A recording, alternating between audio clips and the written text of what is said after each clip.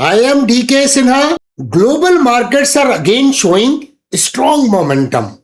Wall Street is rising. Europe is participating in the rally.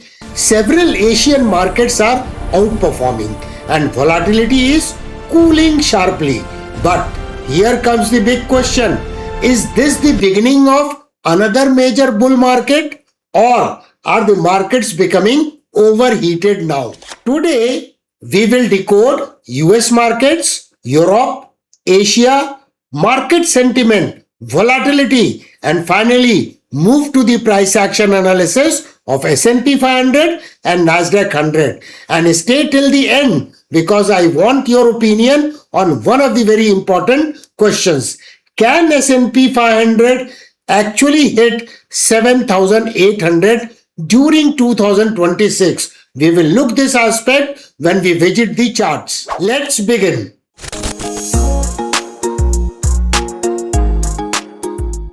Before we start, an important disclaimer. This video is only for educational purpose.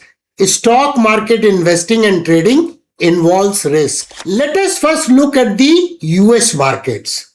This week, US equities continued showing strong momentum. The S&P 500 closed higher by around 0.88%, extending its bull run for consecutive 8 weeks now. Price actions continues to remain above important moving averages, which reflects a strength in the broader market participation. Nasdaq 100 performed even better, gaining around 1.22% during this week.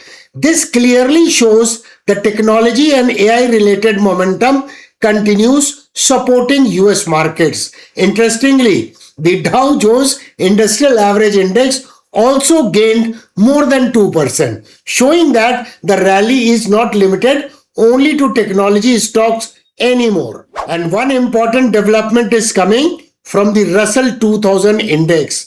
Russell 2000 gained nearly 2.66%, which means small cap participation is also improving. Usually, when broad market participation improves, markets tend to become structurally healthier. So overall, the US market setup currently reflects improving risk appetite, strong momentum, and expanding participation. But wait, the real interesting part comes from Asia, because one Asian market actually outperformed Wall Street this week. Now let us move to Europe.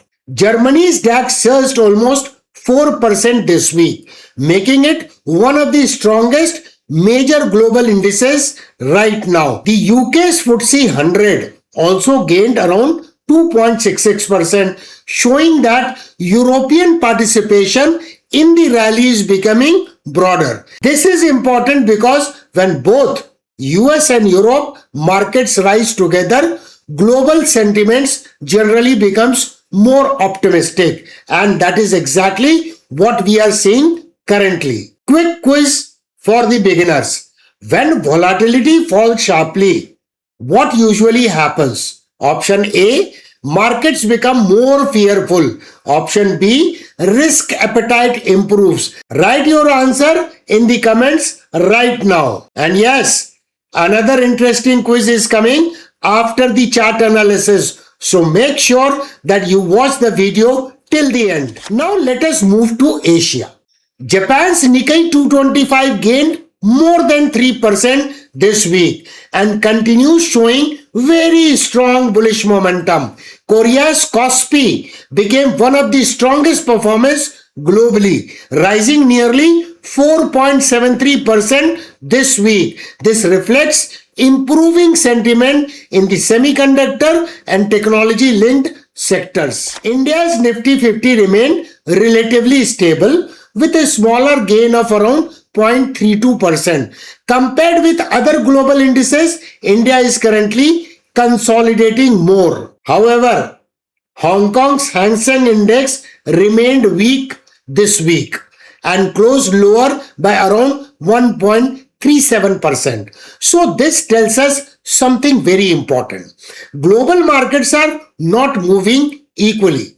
Right now, leadership appears strong in US technology, Europe, Japan and Korea. While China-linked weakness is still visible in Hang Seng, and this kind of relative strength analysis becomes extremely useful for understanding where the institutional money is flowing globally. Now, after understanding continent-wise performance, let us look at the market sentiment, because sentiment indicators are starting to reveal something very interesting. Let us now look at the market sentiment. The fear and greed index is currently near 59, which indicates market is operating in the greed zone. Now, for the beginners, this does not automatically mean markets must crash immediately. It simply means investors are becoming more optimistic and risk appetite is improving. The put call ratio is also around 0.66, which reflects bullish positioning in option markets. Usually, lower put call ratios indicate stronger call buying, and stronger call buying often reflects bullish expectations. So the overall sentiment indicators currently support bullish structure we are seeing globally. But smart money doesn't only watch price, it also watches volatility very carefully. Now let us discuss volatility. The VIX index fell sharply this week and closed nearly at 16.7, declining almost 9%. Historically, the VIX usually operates between roughly 12 to 13.5 as a lower band and 29 to 33 during fear-driven period.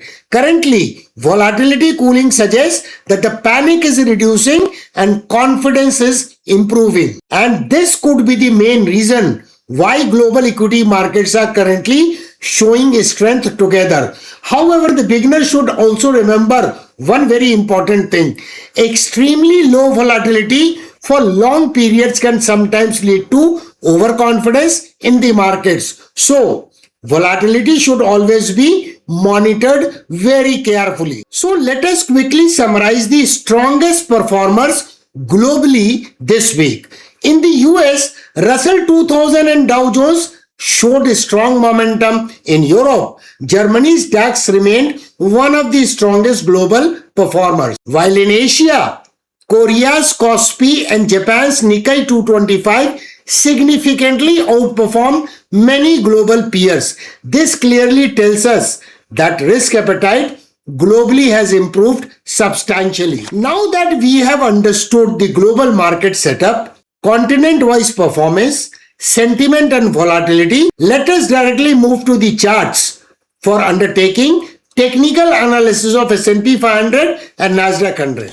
This is the daily price chart of S&P 500 index. Now look at the price action very carefully.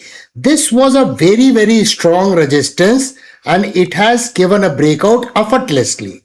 Now if you do the trend analysis, EMA 21 is placed above EMA 55 and EMA 55 is placed above SMA 144, and the slopes of all the moving averages are rising and inclining up. That indicates the strength of the trend. So it is trading in the clearly marked up phase. Look at the RSI. There is a clear momentum shift over here and RSI is looking to take support at 60 level. So where is the support level? Look at this trend line. Price has taken resistance. Multiple resistance can be seen over here and then there was a breakout over here. So during this throwback, almost this trend line acted as a dynamic support. In addition to this, there is an EMA 21 quite in proximity of this trend line.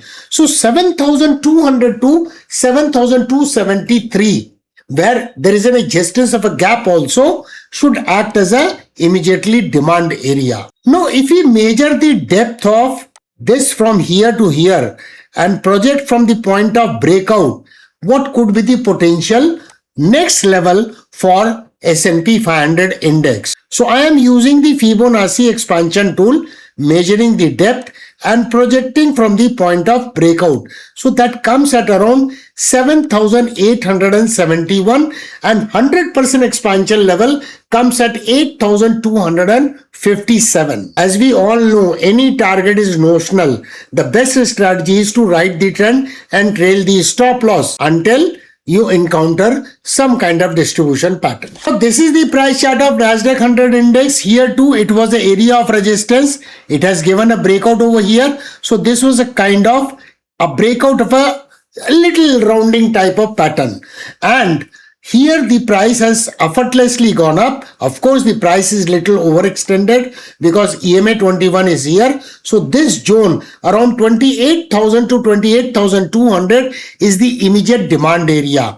Now let us see why this is facing some kind of loss of momentum. So if I use the Fibonacci expansion tool and measure the depth and project from here, you can see it has almost attained the level of 100% expansion, and then we can see some loss of upside momentum. Since Nasdaq is also trading in the markup phase, so market structure is likely to be higher highs and higher lows kind of structure. Now it's time for the final quiz. If an index keeps making higher highs and higher lows consistently, what does it usually indicate? Option A, primary bullish trend. Option B, market crash confirmation. You can pause the video and answer in the comments. So overall, global markets currently continue showing improving sentiment, falling volatility, broader participation and strong momentum across several major markets. But after such a strong rally, the next big question becomes extremely important. Can the S&P 500 actually hit 7,800 or even more during 2026? Write your answer in the comments, yes or no, and more importantly, explain why. If you found this analysis useful, don't forget to like, share and subscribe the channel. Looking forward to meet you in the next video.